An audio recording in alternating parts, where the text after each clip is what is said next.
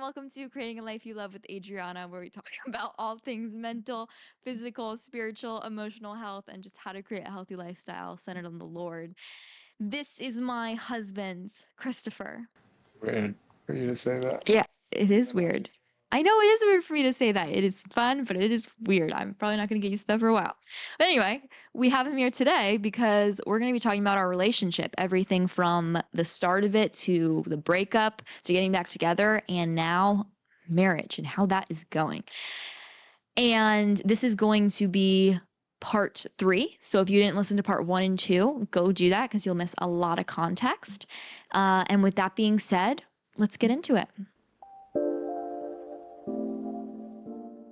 When we got back together, we were very intentional about dating, and I think that that's something that, again, in the era that we live in, dating is a relatively new concept, and so that's something that the world can do, and perhaps you can date for years on end with no particular meaning and intentionality of getting married. Maybe you do at some point, but like you aren't dating for the purpose of getting married. And so throughout that time frame, I think it's super important to make sure you're communicative and you say, like, this is the expectation that we're essentially dating for marriage, and you go through, I guess, this progression of getting to know each other in greater intimacy and not dating any longer than you need to. Because the more time that you spend with someone, you're developing that sense of intimacy. And if you aren't dating with a purpose, you can be in a relationship for 1, 2, 3 years. And then when you start to have serious conversations about like marrying someone and perhaps where you want to live, how many kids you want to have, what you envision married life to look like, then you have completely different ideas. If you are 3 years into a relationship and you realize that you guys aren't on the same page of these things, I think that can, like, you've developed intimacy with a particular person. It's going to be that much more difficult once you realize that you aren't compatible, whatever that means, to get married. And so I think dating intentionally is super important and something that we wanted to lay out. And again, that isn't something that should be rushed. There's no hard and fast like time frame. You're giving yourself enough time to have deep conversations. You're giving yourself enough time to see how people respond in a bunch of different situations and circumstances. What do they do when they're stressed? What do they do when the weather's bad? Like all of these different like situations to assess like how do they respond, and is this someone that I would be equally yoked with to get married? So that was awesome, and being able to go through practicing the way and understand those things, and then reading Sacred Marriage was another really helpful book, just a resource of people that would counsel godly married or people that were looking to become married men and women. That was something that helped us in difficult times through our relationship, just because it painted a picture of how God designed marriage to be. Yes, and it wasn't designed to make you happy and happy all the time. It was designed to make you holy and grow you into the person that God really designed you to be.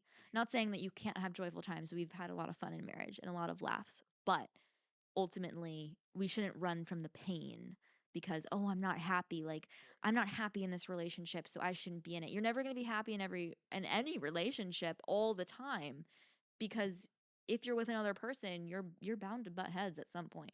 It was in this time it was revealed that a lot of my, because the passage in 1 Corinthians had sort of challenged me, and a lot of it has to do with the context of what was going on at the time. But Paul was writing that in the context of the letter, it was better that, and he wished that people would remain single.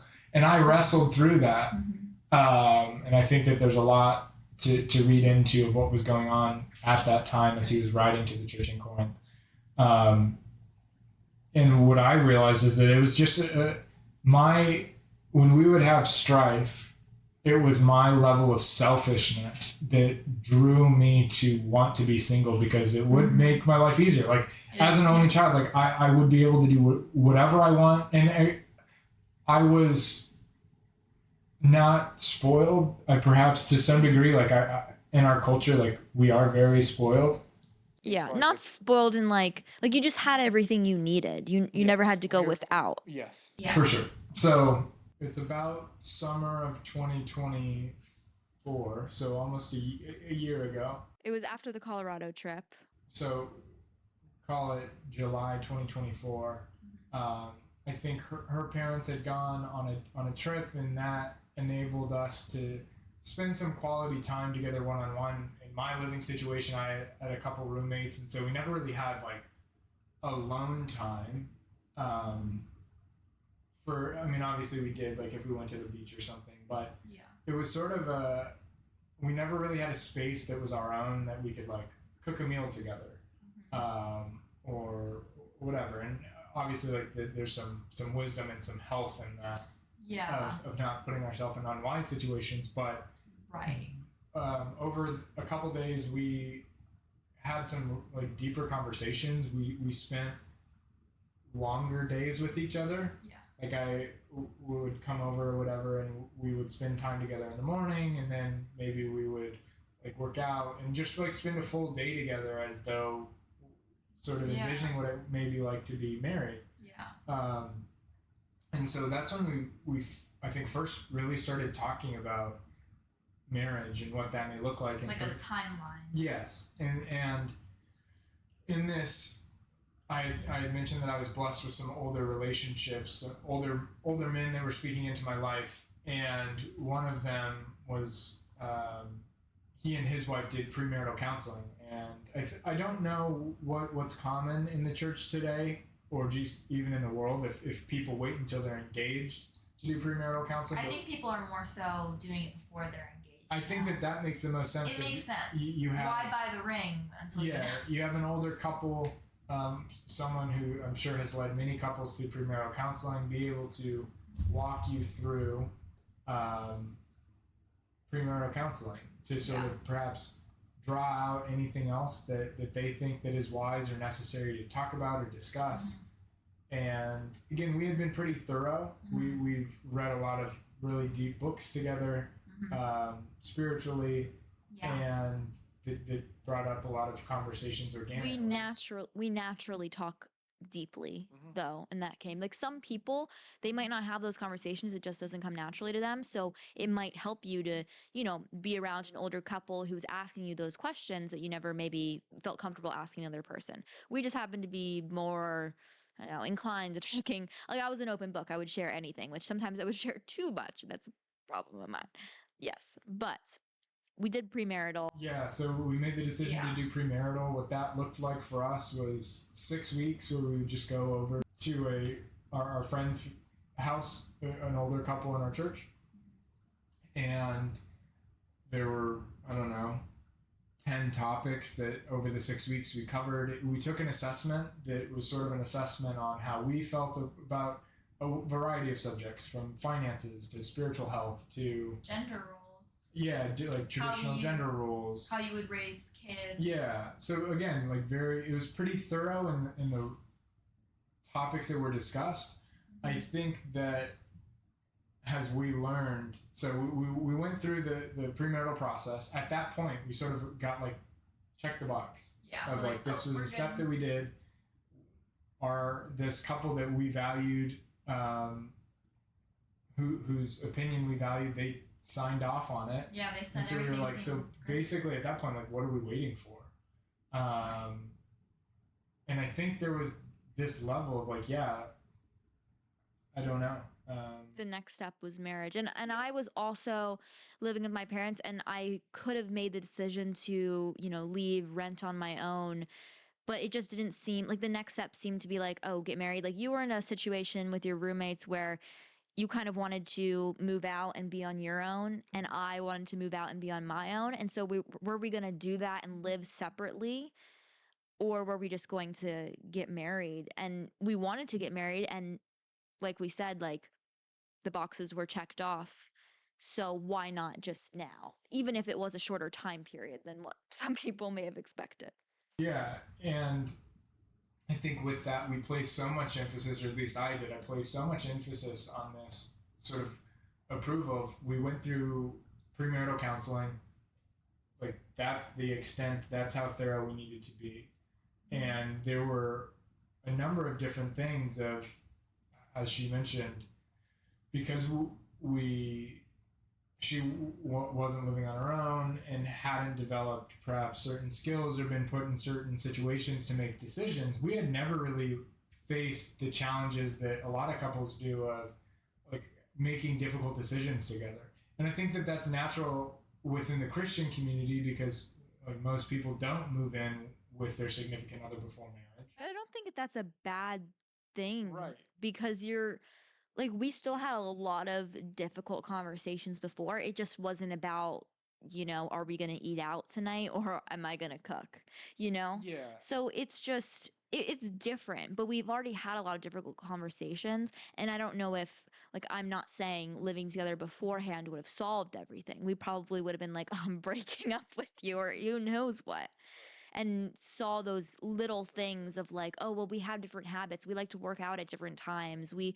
don't like eating the same way. I mean, we eat similar, but just little things like that. We could have seen that and been like, oh, this is too hard. I don't want to have to deal with this. And it goes back to like that over selectivity of if I see something in someone that I don't like, whether that's a friend or just I don't know, an acquaintance, like it's so easy for us to just like remove ourselves, and that's the easy thing to do. And obviously, with a relationship, it's a little bit more difficult, but yeah, we hadn't been in a situation where we had a new layer of impurities to be exposed, and so in the season leading up to engagement or from engagement on, um, there were things that came to light of, okay, like, are we going to rent together or Buy. like once we get married, are we going to have an apartment and rent or are we going to buy a house? And so many just, It was we were looking in the market, and everything was just inflated in price, and that caused a lot of stress because then we wanted different things at one point. You were leaning towards putting an offer on the house and I was like, I don't know what to do, and I had never done something like that before, so I was new to this whole thing, seeking advice from my parents and that sort of thing. And it was also hard because we weren't married yet, and so I didn't have this idea of like, I'm submitting to you and like you're the leader, because we're still single. Essentially, you're still single until you're married. Like your mindset, you're not one. Not saying like you're single, you could date other people, but like you're not one. And that's how I had a mentor like explain it to me. And so it's hard to make those like serious decisions when you don't have in your mind that you're one. You're still looking out for yourself. And not to say when you get married, it magically changes. Like you do have to put effort in to be like, no, we're one. But it's just like a different attitude you kind of carry around, I feel. And so when we had to make those hard decisions of like, where are we going to live? I remember there was this one point where we were going to put an offer on this house, and what happened with it, I think you were really stressed out about it. All the things that went into it. It was just, it seems like a very stressful process. It was a very stressful process. And we were supposed to go on a trip to visit my family in New Jersey the day after we made an offer. And the day, the night before we were supposed to go to New Jersey, my friend said that she felt God say to her, this is my one of my best friends, she felt God say to her that he will thwart the plans of the enemy. And he was talking about me. God will. Like God will thwart the plans of the enemy. So like the enemy's plans will not prevail, basically. And she didn't tell me if it was about our relationship because she didn't know, or if it was about the house or whatever it was. And at this point, like I didn't know what it was about. But the next day, you were really discouraged. We were literally on a flight going to New Jersey, and we had like a really hard conversation on the plane. This was like our last, I think, really difficult conversation where while we were engaged, I think it was like a few weeks after we got engaged, and you were questioning everything, freaking out like, is Adriana mature enough to make these decisions in marriage? Like, why can't she make this decision about the house? Are we going to see things eye to eye? Is this a horrible decision? Did we rush into things? And you were freaking out. Yeah, because again, like we had gone through what we thought was our due diligence of premarital. Yeah. And they said everything looked good. Like they were so impressed that we were like so amazing, I guess, at this or compatible. I don't know. Yeah, compatible. Amazing. But yeah, I think there's a lot that just isn't revealed by an assessment or by a test or something Right. that's very black and white. And that's not to discredit any sort of assessment. The whole purpose is to bring topics to light and have healthy conversations with your prospective Yes. husband or wife. But I think that there's Going back to on the plane though. yeah, I think that there's a huge importance of needing to have difficult conversations and see how people respond under pressure, Yeah. how people make decisions, how you guys would make decisions together. And I think that it's difficult to provide counsel but my I guess inkling would be don't make difficult decisions together until you're actually married.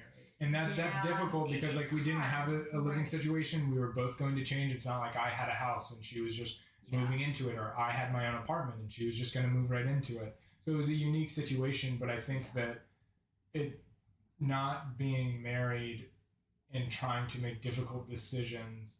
It's it's hard. It's unhealthily hard, I would say. Another thing I think is wise is that developing, depending on where you are in your journey and how old you are, of developing not a worldly sense of independence, but a healthy level of You can make decisions by yourself. Like you're confident, not in really even yourself, but like in Just you. God, maybe. Yeah. yeah, and so you aren't relying on whether it's friendships, other people, And I hadn't developed that. in an unhealthy way, like whether it's family, just because it's going to be more difficult, going back to how we've been conditioned, to retrain that once you're married. Yeah. And yeah. And so anyway, my friend tells me, God will thwart the plans of the enemy. And until this point, we had some issues with the house, but nothing like too insane. But then we got on the plane. We had this, I wonder if people heard us on the plane. We were literally like around everyone. But we had this conversation where, you were kind of doubting my ability to make decisions, which fair, and was then questioning our relationship. And, we get to New Jersey. I'm still freaking out. And, we're seeing my family at this time. And I'm trying to remain calm. And you were just kind of, I think, I don't know, just not trying to talk about it at that time. You wanted to talk about it later, I think. And so what happens with me is like, if we get in conflict, I want to talk about it right then and there. And you like to process things. And so that's kind of hard because I'm like, just saying, what's wrong? What's wrong? What's wrong? And you're like, I have to think, I have to process. And so that's what was happening on this trip. But anyway, the next day, I think you had felt peace about not moving forward with the house and felt peace about, in our relationship staying. It was just this initial like fear of like, oh my gosh, what have we gotten ourselves into? Is this going to be like this all of marriage where she can't make decisions? Because I have struggled to make decisions when it comes to like what to eat, where to go for dinner. Like that's something that I've done because I have this grass is greener kind of syndrome. And so that. And I explain that. Make the wrong decision or Right. Yes. And even when it comes to like your relationship with the Lord, fearing that God is going to, like, if I make the wrong decision, God is going to be upset. Which if you make the wrong decision, I'm using quotation marks, in a good heart posture, I don't think the Lord is going to be, oh, like I'm going to punish you. I don't think it's about that. If you, have sought counsel and you prayed about it and you still end up making a decision that leads to some pain in your life or something, I don't think that was necessarily the wrong decision. Right. I think that Yeah. every decision can be learned from, and the Lord will use any decision. So anyway, this whole thing where God will thwart the plans of the enemy was very fitting when, we had this thing in our relationship and then everything was settled and we were okay. Yeah, so I think that was just probably more on my own journey of the Lord illuminating trying to do too much. That's something that is very true in my life, that I try to do too much, try to take on too much. And I think that in a very painful, uncomfortable way, he was just leading us to the place of, I don't want you focusing on a house right now. Taking on moving into a house and entering into marriage at the same time. It would have been so overwhelming. And this wasn't like you move into this house and everything is already done for you. Like we would have had to put work into it. So, and some people do that and they love it and that's great. But some people, like, I don't think that would be healthy for me. I am not good with change. So, why are you scratching my foot? Are we done? Yeah. Okay, why are you scratching my? I didn't know if you were trying to get a message across. Your toenails are sharp. How am I being? Wait, was it being awkward the whole time? No, just Oh, just okay. So where were we? So all in all, we're very happy we did not make that decision to buy the house, which in the moment it seems like the worst thing ever of like, oh my gosh, like are we passing up on this opportunity? And now we are perfectly past that. So we get back from New Jersey, and I think Things are good. we had some difficulties, more frustrations again, just with wedding planning. And Yeah. Wedding planning. what went into that, but it was from that point on relatively smooth sailing. We had continued a lot of the same habits, deepening relationships with community, continuing to seek counsel from other people in our church, just older, wiser couples, people that had more life experience, and then we got married. Yeah. And the wedding day was amazing. Even though like leading up to that point, it was kind of crazy, all the decisions I had to make. Maybe it improved my decision making, but I mean, my mom helped me a lot with everything, but you know, it's hard when you're getting input from every single voice around. And, you know, it's not just your wedding, but if you're having, you know, family and friends and all these people who have different ideas. So, you know, if you planned a wedding, you probably know. But it was fun. We enjoyed the entire day. Mm-hmm. And I was actually stressed a little bit in the morning, so that's a lie. But when I saw you, everything was better. Like we did a first look, we saw each other, and we were just so happy. And then from there, I mean, we didn't take a honeymoon yet because we couldn't make a decision on where to go. There's more to that. Yeah. Well, I couldn't make a decision. Yeah, I have an idea of where I'd like to go, but it's just like it was hard putting that together with schedules and work. So hopefully we'll take that one day. And then how have the first 3 months of married life been? How the first 3 months? The first month was actually a little bit challenging. It might be different for everyone. People say that's like the honeymoon stage. Maybe if we went on a honeymoon, it would have been the honeymoon stage. I don't know. But it was my idea that I wanted to, you know, it was already a lot of change in my life, moving and getting married, and I don't do super well with change. So I didn't want a huge trip on top of that. I also get anxious when traveling. So I was like, I don't want all these different factors. You know, what if I'm sick after the wedding from all the stress? So I just wanted to move into our apartment, get into a routine, and then a few months later, maybe take a trip. So that was also into it. It wasn't just I couldn't make a decision. I did make a decision.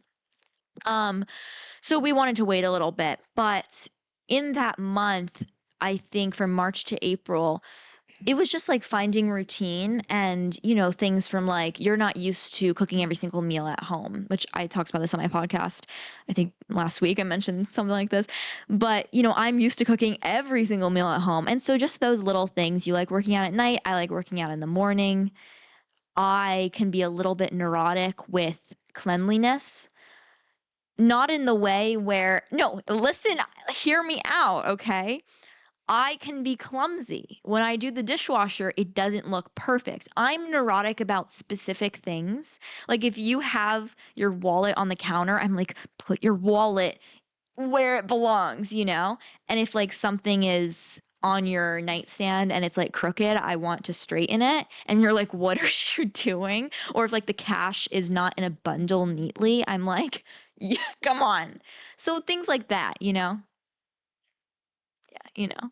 I think that I've learned a lot of how, I think marriage has taught me how selfish, again, I've been conditioned to be. And I think that there's so much that speaks to, we have so much at our fingertips with our phones. We can have whatever food we want whenever we want. We can have whatever source of entertainment whenever we want.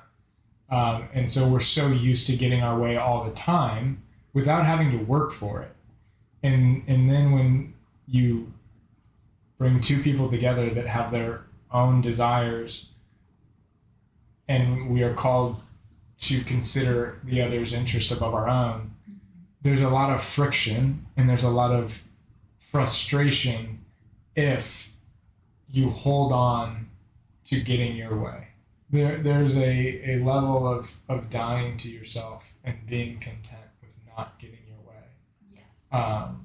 The longer, in the first, I'd say 6 weeks, the more I held on to this desire of, in the past when I would get home from work, I'd be able to go to Sweet Green, or I would be able to pick up Chipotle or whatever I wanted to eat. Whatever sounded good, I could feed that craving, and then I could go home and I could do whatever I want. I could read a book, I could go work out, I could spend time with her, but it was whatever I wanted to do. And then that changed very quickly when coming home, perhaps after a long day of work, and then doing my part as she would make dinner to clean up. And that's, again, my entire life, that was not something that I had ever done. And so there was an element of learning, and there was an element of dying to myself of, I really just want to sit on the couch and do nothing right now. Yeah. And not in a lazy way, just of like, I'm tired, I had a really long day. Yeah. But there was this like call to action that I didn't want to answer. And I learned that the more I hold on to my own desires, the more friction it causes in our relationship, the more resentment it causes. You start keeping score of, well, I didn't bring this thing up that she did, and who is she to like say this to me type of thing. And it just turns into a very negative just environment. Yeah. So we've learned a lot. I think that each week when people ask us how married life is, I'd say each week we're getting better and better. Yeah. We're just spending more time with each other. The biggest things that have helped us are communication, and beat a dead horse, but not being defensive. I think denial, defensiveness, and self-justification absolutely kill relationships. I think self-awareness is something that should be prayed for frequently. Yes. Whether you're in a relationship for yourself or for your future spouse. Yeah. Just that, again, we take things into our own hands. When someone doesn't do something the way that we like, we'll make a controlling comment. And it's there's obviously nothing wrong with saying, hey, could you please do it this way? Or asking them. Just the way you ask. But it's a matter of trusting that the Lord will bring about this change. If That's true. Yeah. Like praying about it instead of constantly going and saying like, I keep asking you to do this. I keep asking you to do this. Why aren't you doing this? Yeah. Yeah. I think like having grace too. Because there are times where like it just happened today where I was like kind of annoyed that you weren't putting away the groceries when you started to, but then like you got distracted. But then I realized that you said your back was really bothering you and you just wanted to lay down. And so I was like, okay, like there's grace in that. Like if I said that, then I would trust that you would like do the dishwasher and put the groceries away. Yeah. So there's give and take, and every relationship is going to look different. If you're in a position where you have more time on your hands because you're single, use it. Seek the Lord in prayer. Seek intentional community. Acknowledge just the brokenness in your life and trust that the Holy Spirit will bring you to a place of healing and restoration. But it's been a journey. We're learning so much about each other. Always. We're learning so much about ourselves. Yeah. When you're with someone all the time, you get to see all aspects of them, and they get to see all aspects of you. Yeah. And that can either be really enjoyable or really annoying. Yeah. So. Yes. But we've had a lot of fun, and just like being with your best friend all the time. Right. Yes. Yeah. And having sleepovers every night. Yeah. Or pushing each other off the bed because there's not enough room. But all in all, is there anything else that you would add to our summary of our relationship? That was a long time. I think if you were, that's just our journey. If you were to ask me the same question in a year, I'd give a different answer. But I don't know that I have anything else to add on top of what I've said. But I think that wherever you are, embrace where God has you Yes. and open yourself up to Him. Yeah. Pray for a deeper relationship with Him. No, I don't think that there's anything else that I'd add. Okay. Yeah, I think we about covered everything.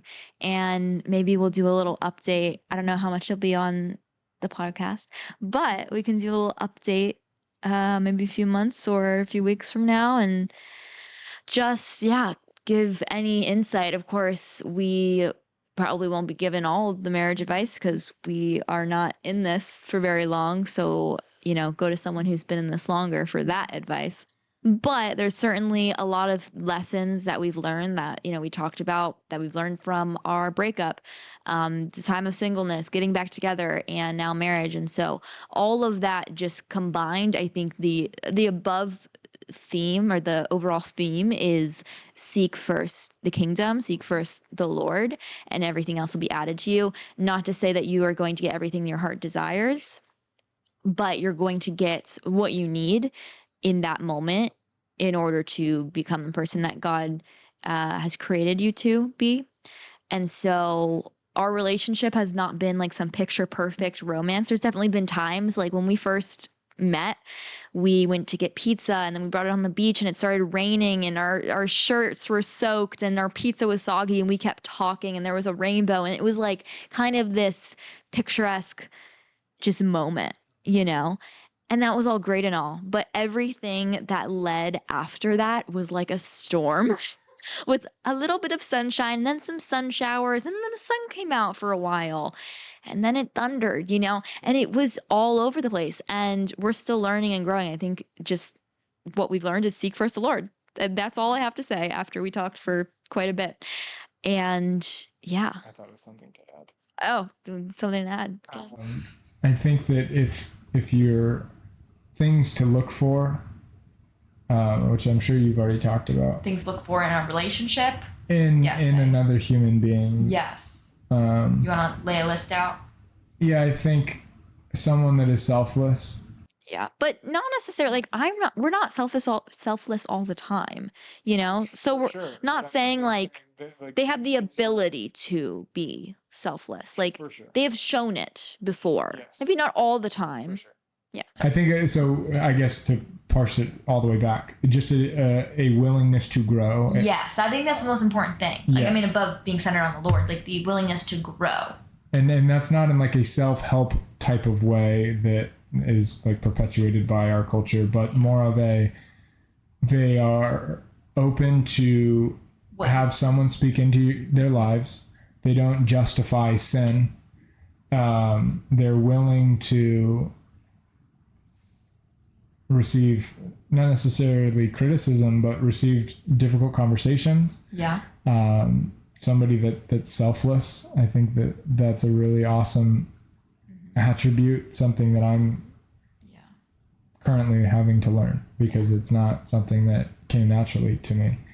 I think that those are super important, and to just value character and looking for character above the superficial things that fade. Yeah. And if you like don't discount people just because you're not initially attracted to them, that's another thing. Like if they're not your type, whatever that means, they can be incredibly attractive to you, attractive to you if they have a great character and you see that character and you're like, wow, all of a sudden they could seem like a completely different person that you're now attracted to. So don't discount, that because our culture definitely places a heavy emphasis on looks. Yeah, like what is the person's character like when your car breaks down or 2 a.m. like you're having just an awful night, like is that person going to be there for you? Especially like as you get into these different seasons, when we have a bunch of friends that are having kids, and what does it look like? What is this person's character at your third straight night of having very little sleep? Like it doesn't. Yes, I think that there should be an element of being attracted to the person physically, but that's really not going to matter at the end of the day when you're in those very difficult situations where it's so much more meaningful to have someone that is going to do life with you versus someone that maybe you're dating for the wrong reasons. Yes, I agree. Yeah. But with that being said, I think that's it now. Yeah. But I hope you were able to maybe gain something from this, relate to this in some way, take this advice, any part of our story, and kind of use it to help a breakup that you're going through, or just to know if you're supposed to break up with this person or if this is a godly relationship. Yeah, but overall, I think something that we place an emphasis on is having community, having people you can talk to, because I'm just a stranger on the internet to a lot of you maybe. So asking me for advice without knowing the full context, I can give you the best advice I can give, but without knowing the full context, it could be a disservice. So take the story as you will, however God may use that for you.